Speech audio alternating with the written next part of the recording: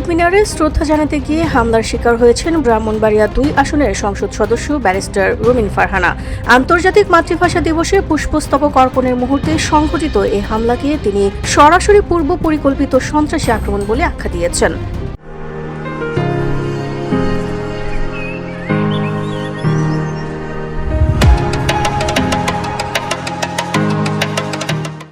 রুমিন ফারহানার অভিযোগ, একটি চক্র ইচ্ছাকৃতভাবে বিশৃঙ্খলা সৃষ্টি করে রাজনৈতিক ফায়দা লুটতে চেয়েছে। তিনি ইতোমধ্যে মামলা দায়ের করেছেন এবং জড়িতদের দ্রুত গ্রেফতার ও দৃষ্টান্তমূলক শাস্তির দাবি করেছেন।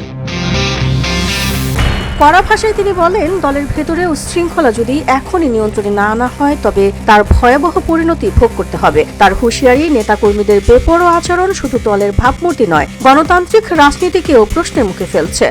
দীর্ঘ 17 বছর পর বিএনপি রাষ্ট্র পরিচালনার দায়িত্বে এসছে।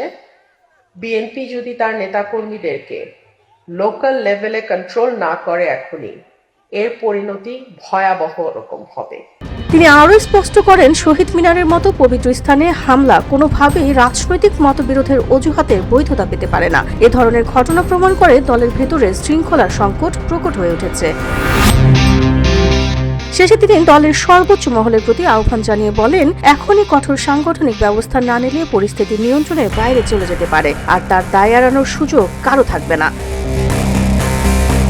ফিউডি বাংলা নিউজ ডেস্ক।